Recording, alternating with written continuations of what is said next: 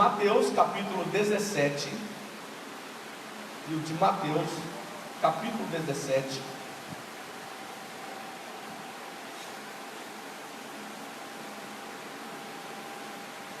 A partir do versículo 1 ao versículo 9. Mateus, capítulo 17, a partir do versículo 1 ao versículo 19.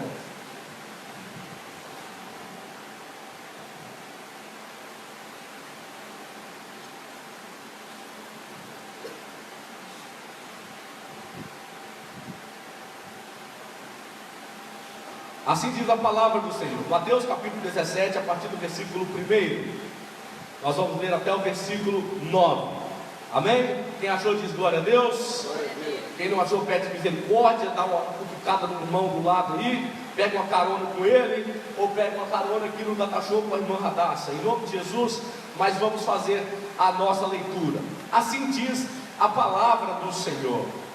6 dias depois, tomou Jesus consigo a Pedro e a Tiago e a João, seu irmão, e os conduziu em particular a um alto monte e transfigurou-se diante deles, e o seu rosto resplandeceu como o sol, e as suas vestes se tornaram brancas como a luz. Eis que lhes apareceram Moisés e Elias falando com ele, e Jesus, tomando a palavra, disse, e Pedro, tomando a palavra, disse a Jesus: Senhor, bom é estarmos aqui. Se queres, façamos aqui 3 tabernáculos, um para ti, um para Moisés e um para Elias. E estando ele ainda a falar, eis que uma nuvem luminosa os cobriu, e da nuvem saiu uma voz que dizia: Este é o meu filho amado, em quem me comprazo, escutai-o. E os discípulos, ouvindo isso, caíram sobre o seu rosto e tiveram grande medo. E aproximando-se Jesus, tocou-lhes e disse: Levantai-vos e não tenhais medo. E erguendo eles os olhos, ninguém viram, senão a Jesus. E descendo eles do monte, Jesus lhe ordenou, dizendo: A ninguém conteis a visão, até que o Filho do Homem seja ressuscitado dos mortos. Amém. Senhor meu Deus, eu quero dar graças ao Senhor por esta palavra esta que é viva e eficaz, palavra que produz resultados, ó Deus, antes de voltar para Ti. Meu Deus, em nome do Senhor, ó Deus, que o Senhor possa operar nessa noite coisas especiais aqui nesse lugar. Somente o Senhor tem total liberdade aqui nesta casa para operar de acordo com a Tua vontade. Toda a honra e toda a glória sejam dadas a Ti nesse lugar, Senhor, em nome de Jesus.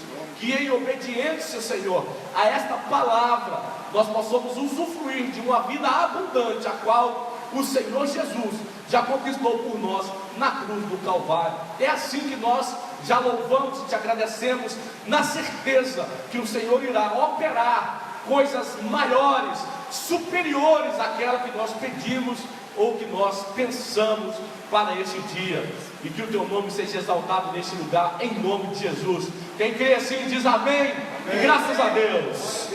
Maravilha. Quem crê que o Senhor é Deus, é o Filho de Deus, amém? Você crê que Jesus é o Filho de Deus? Oh, maravilha. Toda a palavra de Deus, toda a Escritura, ela está recheada dessas revelações. Tudo aponta para Cristo, tudo revela Cristo, tudo revela a vontade de Deus para nossas vidas, né? E toda vez que nós abrimos a Bíblia, nós nos deparamos com coisas maravilhosas. Mas aqui nesse texto, o que eu acho tremendo e maravilhoso é que o próprio Deus, o próprio Pai, Ele revela o Filho aqui nesse lugar de uma forma diferenciada, não é mesmo? O texto ele é muito maravilhoso, porque ele começa falando de algo que aconteceu, né? Eu comecei a fazer a leitura desse dia dizendo assim, 6 dias depois, não é mesmo? 6 dias depois de quê? Né? Já a Bíblia é assim, se você não tiver paciência para lê-la, se você não tiver paciência para extrair dela, mas você só pode extrair dela através da revelação de Deus, se o próprio Deus te revelar. Então você precisa de intimidade com o Senhor. Você precisa de atenção, né? Intimidade. Você precisa de intimidade, você precisa de atenção. Você precisa de humildade para saber que é Deus que se revela. E então Ele não se revela para qualquer um, não é verdade? Você não conta tudo que você tem dentro da tua casa para qualquer um. Você não leva nem qualquer um para dentro da tua casa. Você não abre as despesas da tua casa. Você não abre os guarda-roupa para qualquer pessoa. Você só revela coisas íntimas para quem é amigo, para quem é íntimo de você, para quem você confia, não é verdade? E Jesus aqui, Ele conduz os discípulos dele. Ele separa em particular 3 deles. E Ele vai para um monte em Jerusalém. E agora Ele começa, eu não sei o que eles estavam conversando ali, mas Deus resolve operar uma coisa tremenda naquele lugar. E coisas extraordinárias e sobrenaturais acontecendo no alto daquele monte. Toda vez que você busca o Senhor, toda vez que você se entrega totalmente a uma visão, a uma missão, Deus vai revelar coisas extraordinárias a você. Deus vai fazer coisas extraordinárias na tua vida que você não pensa. Quando você se permite ser conduzido por Jesus em lugares, ou há lugares a qual você não pensava estar, Jesus vai revelar coisas maravilhosas. Tudo parece estar bem interligado, né? Jeremias 33:3, revelando coisas, né, maravilhosas para quem clama, não é verdade? É isso. Então agora, é isso. Se você vai agora no capítulo 16, no versículo 21, você vai entender o que Jesus está falando. Ele está chegando no ápice do seu ministério. Ele está pronto para ser ascendido ao céu. Ele está pronto para ser levantado. Ele está pronto para encerrar a sua missão. Ele está pronto para ser entregue em sacrifício vivo, agradável, perfeito a Deus. Ele falou durante 3 anos e meio. Ele falou, ele explicou o que aconteceria. E agora, 6 dias antes disso aqui, ele vai se revelar aos seus discípulos como o Messias. Ele começa uma pergunta. Parece que as perguntas de Jesus são despretensiosas, mas não, elas são carregadas de símbolos, de simbolismos. As perguntas de Jesus, as palavras de Jesus, elas não são simplistas, elas estão carregadas de informações e de revelações do céu para as nossas vidas. Amém? Então, no versículo 21, capítulo 16, versículo 21, diz assim, está aí no quadro, tá? Vou ler a minha versão. Desde então, começou Jesus a mostrar a seus discípulos que convinha ir a Jerusalém e padecer muito dos anciãos e dos principais sacerdotes e dos escribas, e ser morto e ressuscitar ao 3º dia. Então, aqui dentro desse contexto, do capítulo 16, é dentro daquele contexto que Pedro confessa Jesus, que Pedro fala, não, tu és o Messias, tu és o Filho de Deus, tu és o Cristo. Está dentro desse contexto. E então agora, Jesus ele vai revelar a missão do Cristo. Todos sabem, olha aqui, Jesus, tu és o Messias, tu és o Filho de Deus, tu és o Cristo. E então Jesus agora vai falar assim, então nós temos que ir para Jerusalém. Se vocês já entenderam que agora Deus não foi vocês que aprenderam, mas o Pai revelou a vocês que eu sou que eu sou o Filho dele, que eu sou o Cristo, eu vou revelar a vocês agora qual é o meu papel, qual é o papel do Cristo, qual é o papel do Messias, o que ele deve fazer? Ele deve ir para Jerusalém, versículo 21, ele deve padecer lá em Jerusalém, ele deve sofrer através dos anciãos e dos escribas. Que sofrimento é esse? Por que ele deveria sofrer? Olha as revelações que tem aqui dentro. Por que ele deveria padecer sobre os anciãos? Se os anciãos eram os detentores da lei, eles conheciam a lei, eles deveriam ser os primeiros a entender, a ver em Jesus que ele era o Filho de Deus, que ele era o enviado. Por que ele deveria padecer? Por que ele deveria sofrer? através daquelas pessoas. Por quê, pastor?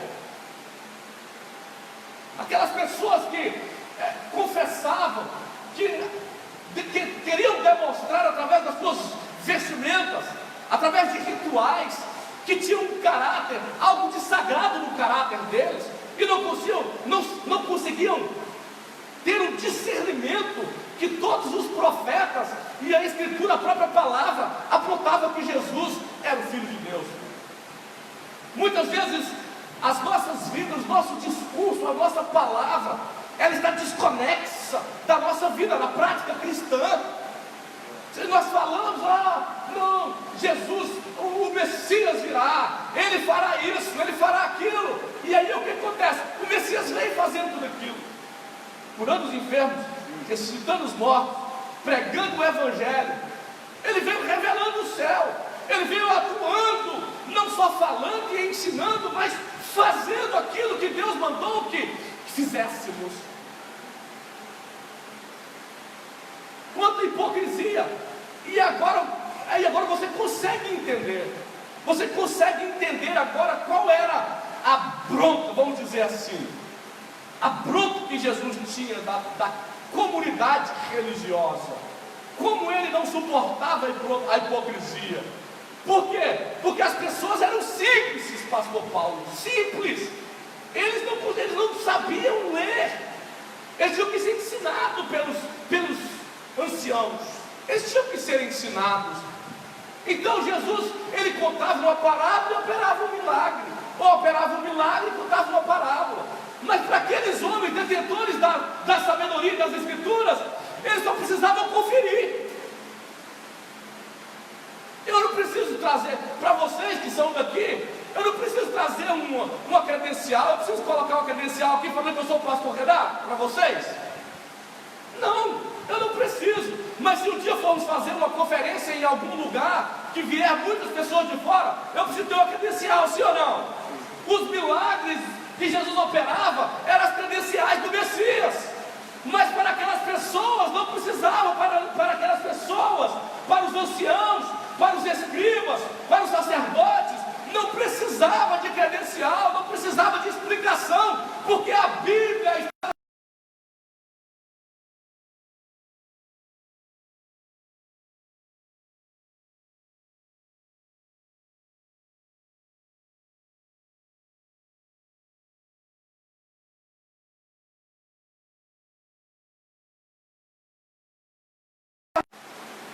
Por que nós falamos? Por que nós confessamos? Por que nós dizemos que somos cristãos? E por que é tão difícil praticar isso? Por que é tão difícil praticar a humildade? Por que é tão difícil praticar a obediência? Eu pergunto para vocês, nós somos irmãos, amém?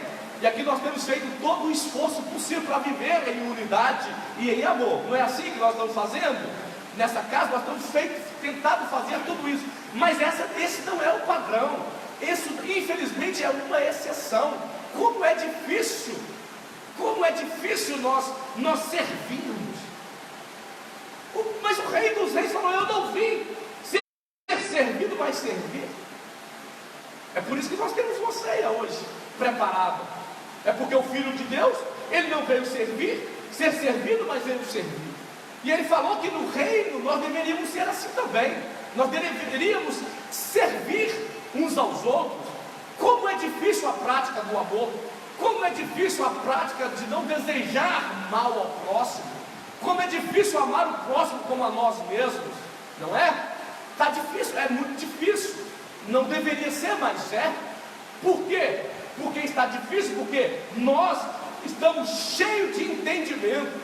Hoje todas as pessoas têm acesso a informações, mas não de conhecimento. Não transformam a informação em conhecimento, e não transformam o conhecimento em sabedoria, não transformam o saber na prática, não conseguem aplicar. Isso Jesus fala que é o que? Hipocrisia. É isso que ele chama de hipocrisia. Vocês sabem tudo o que precisam fazer e não fazem nada. Graças a Deus que nós estamos aqui, com poucas pessoas, com poucas forças que nós temos realizado uma grande obra nesse lugar. Você pode dar graças a Deus por esse irmão que Deus colocou ao seu lado nesse lugar. Que Deus abençoe você. Amém?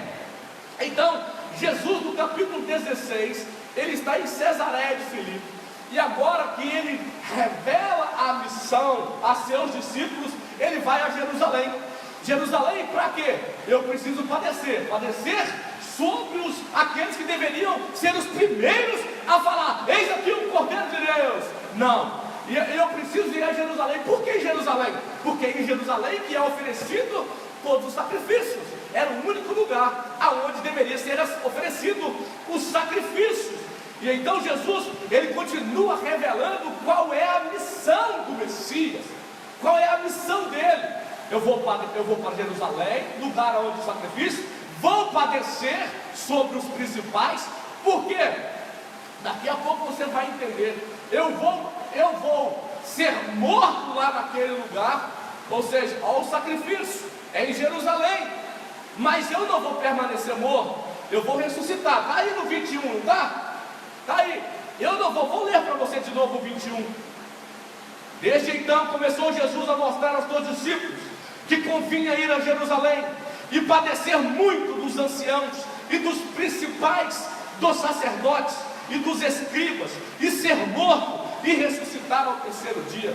É aqui, ou seja, o Messias precisava passar, cumprir a sua missão total, viver plenamente um propósito. Você foi criado com um propósito, e você precisa cumprir integralmente o propósito da sua criação. Você não pode passar por essa vida, princesa linda do Pai. Você não pode passar por essa vida simplesmente trabalhando, comprando carro maravilhoso que Deus dá, né? Você não pode passar só pensando em comprar roupa, ou carro, ou casas. Não. Você precisa entender que tem um propósito eterno. Deus quer cumprir um propósito eterno na tua vida. E tem tanto, pastor, quando eu começo uma conversa assim, eu já vou logo para a estratosfera, eu vou avisando você já. Quando a conversa toma esse sentido aqui, você fala sozinho, tá bom? Eu saio de cena e você fala com as paredes. Quando eu era recém-convertido, eu orava em línguas, eu tinha revelação, eu ia para a vigília. Agora não, eu já parei de ouvir você já. Por quê? Porque a nossa vida deve ser uma constância, devemos ter constância na nossa vida cristã. Eu era, pastor, o senhor lia a Bíblia quando o senhor converteu? Lia. E depois de 5 anos, continuo. E depois de 10 anos, igual. E depois de 20 anos, igual. Se amava para o Jesus quando o senhor converteu? Sim. E agora? Continuo. E vou continuar amando eternamente. Não tem como me separar desse amor. Não tem como separar você desse propósito. Você longe desse propósito pela qual você foi criado, a sua vida é de frustração. Você não acha um lugar na face da terra, porque em todo lugar revela a glória do Senhor.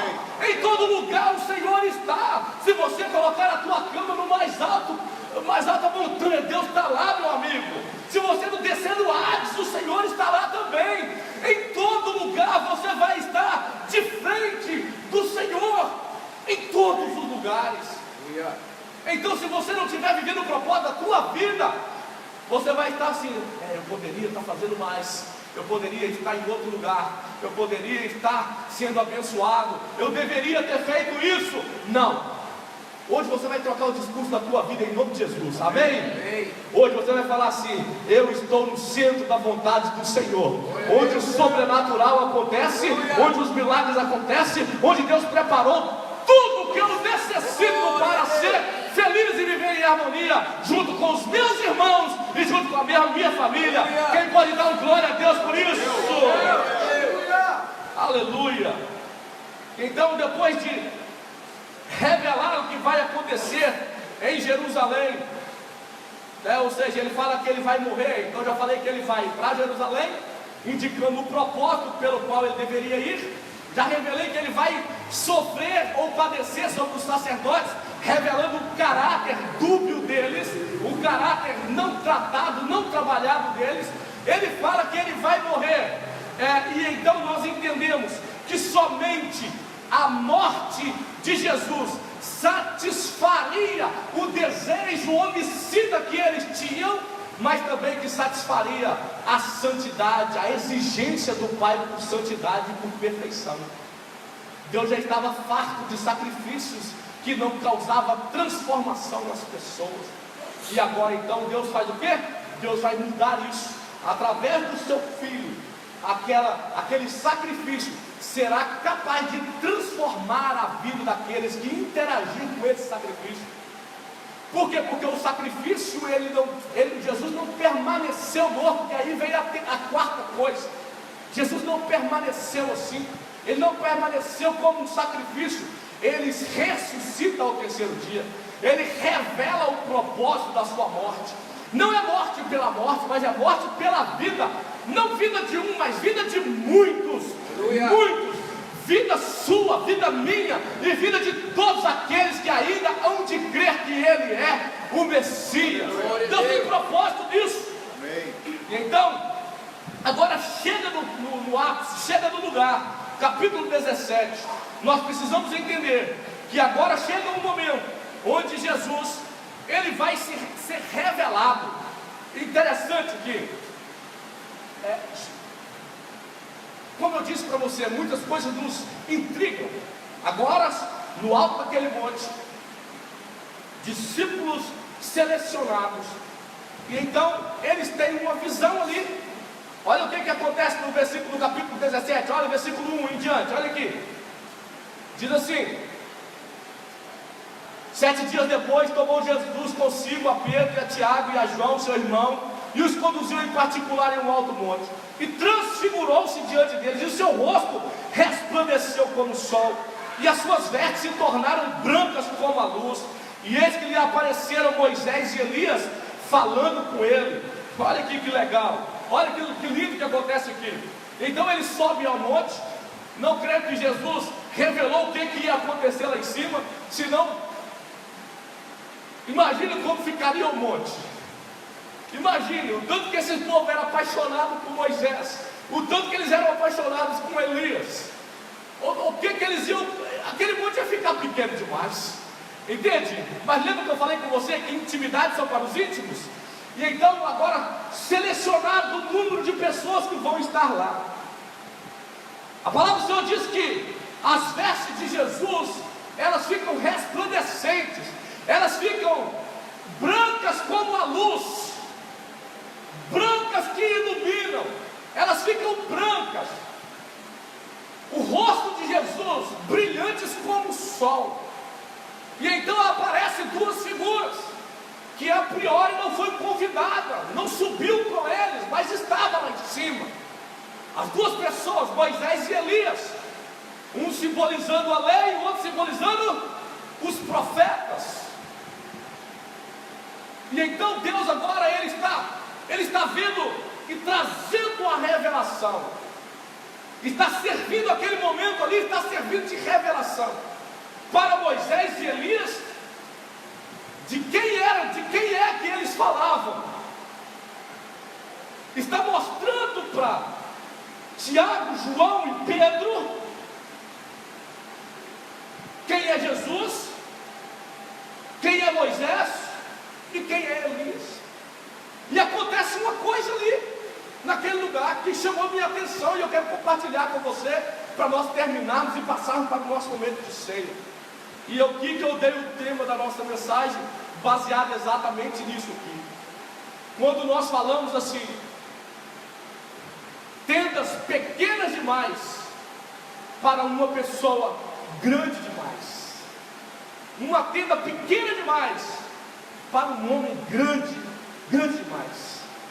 Então, ao vir aquela revelação, imagine só, os discípulos já tinham visto Jesus operar grandes coisas, extraordinárias, mas agora passou de todos os limites do aceitável para eles.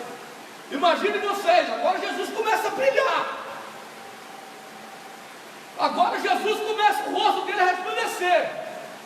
Nós não estamos falando de uma lanterna, não estou falando de uma luz LED, eu estou falando de como a luz do sol. Eu estou falando que as vestes dele resplandecendo como luz. Algo extraordinário e grande está acontecendo ali.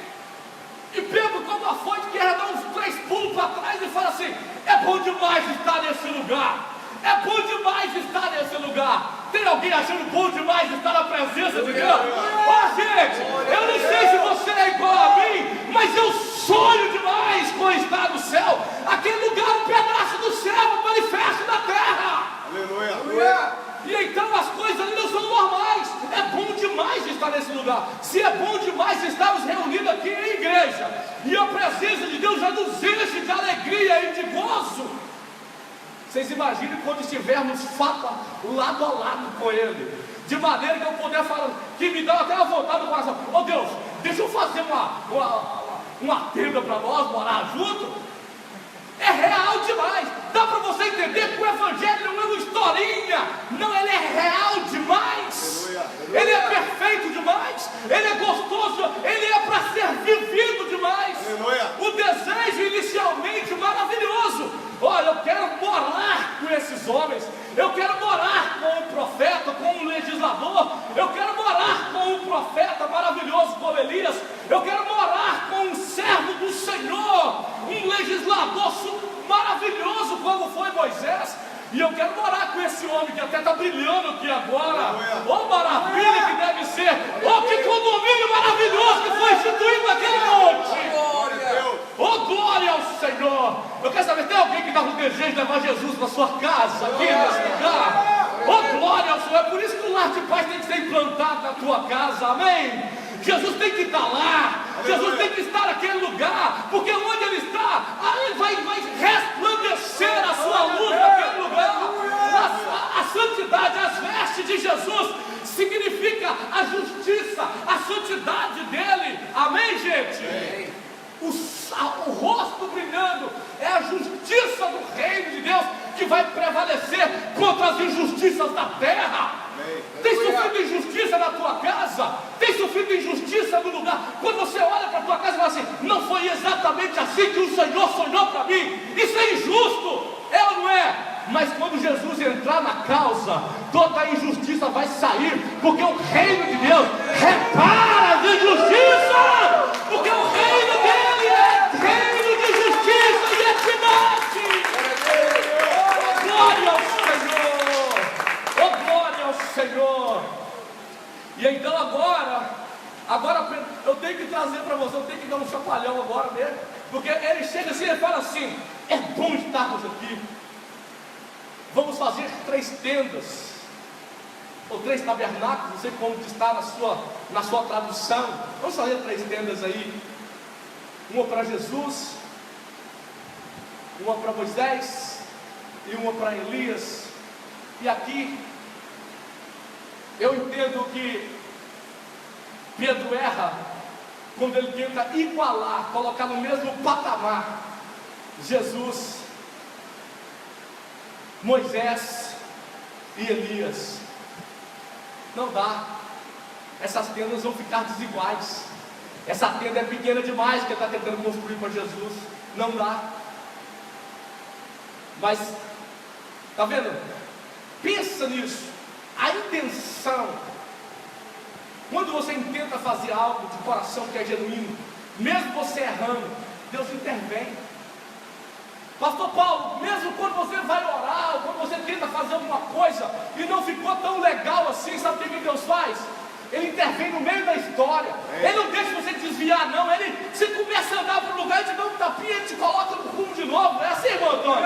Eu estou andando, eu estava quase, não ia quebrar a cara, mas sabe de uma coisa? Se não fosse o Senhor, onde estaríamos nós? Amém, gente? Se não fora o Senhor, o que seria da nossa vida, da nossa alma, da nossa família, do nosso ministério? Mas Deus, Ele sempre intervém em nosso favor. E foi exatamente isso que o Senhor fez. Ô Pedro, calma lá, meu amigo. Eu vou ajustar esse negócio aqui. E então Deus envia logo uma. Você sabe que a natureza obedece ao Senhor também? Sim. Amém? E então uma nuvem invade aquele negócio e esconde todo mundo. Ei, essa luz está causando uma confusão na sua vida, Pedro. Essa glória está causando, está ofuscando, está fazendo você ter uma revelação um pouco distorcida. Eu vou ajudar você. Então ouve-se uma voz do céu. Deus em momento nenhum ele despreza Moisés, em momento nenhum ele despreza Elias, mas ele exalta o filho dele. Aleluia, aleluia. É assim. E então ele fala assim no versículo 5: este é o meu filho amado, em quem me comprazo ouvir. Glória a Deus. Amém? Amém. Tem um novo legislador na área. Ele é o meu filho, escuta ele, que ele sabe o que vai falar. Ele conhece os desígnios eternos. Ele estava na criação. Amém? Oh, glória ao Senhor. Ele fez todas as coisas. No sétimo dia, agora é o nosso descanso, não é verdade? Jesus é o nosso descanso, Fátima. Você sabia disso? Eu não preciso mais guardar o sábado, ficar... Não. Jesus é o nosso descanso. Aleluia. No sétimo dia, eles chegam lá. Ou melhor, 6 dias depois tomou Jesus consigo e foi para lá. 6 dias depois. No sétimo, Deus descansa. Então, entrou um legislador. Ele vai determinar uma lei diferente. Ele vai trazer uma lei, a nova e eterna aliança que vai ser trazida para as nossas vidas. Glória a Deus. Ele não é só um profeta, ele é o filho unigênito de Deus. Ele é o filho que Deus tem prazer nele. Tanto é que Moisés ele entrava. Olha, vou fazer uma diferenciação entre Jesus e Moisés. Moisés ele subiu ao monte, voltava com o rosto brilhando, mas o rosto de ninguém brilhava, não é verdade?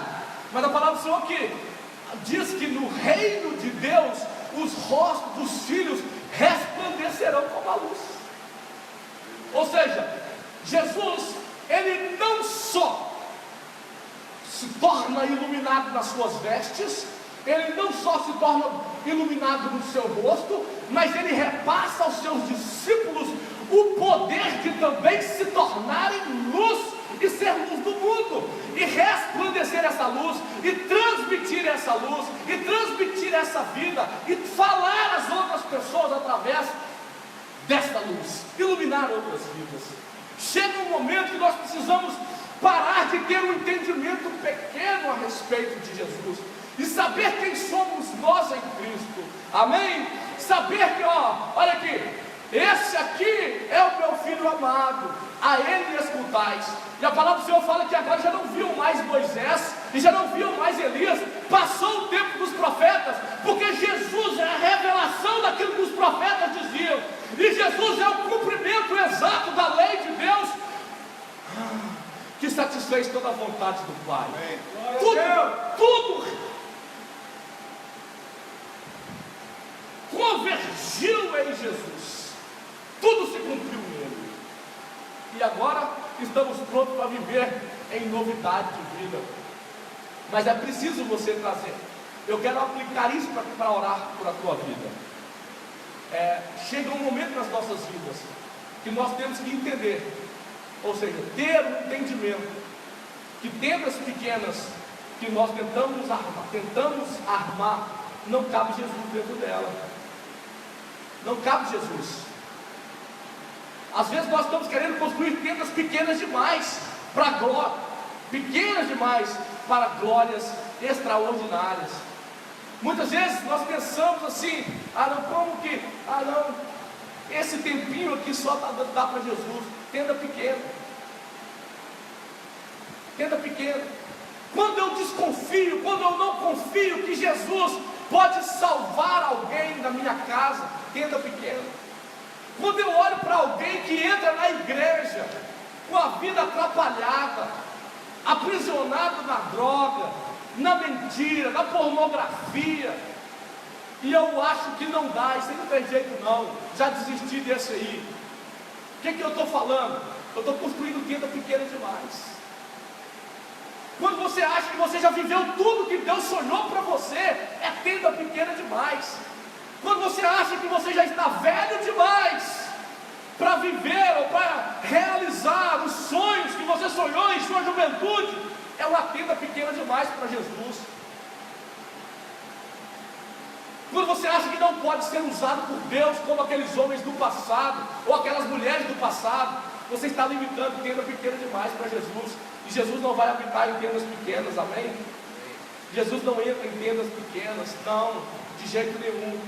Você precisa saber que você tem que olhar para o céu e ouvir o céu, e o céu vai sempre testemunhar de Jesus. Esse é o meu filho amado, em quem eu tenho prazer. Esse é o meu filho amado que eu escuto quando ele fala. Esse é o meu filho amado que tem poder para mudar vidas. Esse é o meu filho amado que eu vou dar um nome que está acima de todo nome. Esse é o meu filho amado que tem todo o poder no céu e na terra. Aleluia. Dá para você entender? Ter um entendimento que Jesus, ele é grande demais, e não tem nada nesse mundo capaz de comprimir esse poder. Que nesse dia internacional das mulheres, que você leve esse ensinamento para a tua casa e para a tua vida. Que eu não posso construir tendas pequenas para o meu Senhor.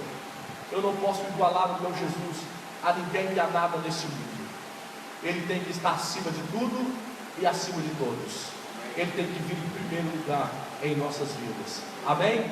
Podemos aproveitar tudo, mas sabemos que Ele deve estar acima de tudo e acima de todos. Quantos podem receber esta palavra? Saber que Jesus, Ele tem poder no céu, Ele tem poder na terra, e Ele é capaz de transformar a tua vida. Ele é capaz de mudar a sua história. Ele é capaz de transformar a nossa história, a nossa igreja. E para isso Ele vai usar homens como eu e você. Mesmo depois de uma rata daquela que Pedro cometeu lá em cima e Deus precisou intervir, Jesus não o jogou fora. Eles desceram aquele monte, encontraram com problemas lá embaixo. E sabe de uma coisa? Começaram a ver agora Jesus agindo novamente, expulsando demônios. Depois daquele encontro lá no alto, eles estavam aptos a não só entender que Jesus tinha poder, mas que Jesus é o dono do poder. Eles tinham agora um entendimento que Jesus não era só o homem da terra, um grande profeta, um grande conhecedor da lei. Ele era o próprio Deus, em forma de homem, que podia ser tocado e que podia tocar vidas. E que Jesus possa tocar a tua vida nessa noite e transformar a tua vida de uma vez por todas. Amém. Em nome de Jesus. Fique de pé que eu quero orar por você. Glória ao Senhor.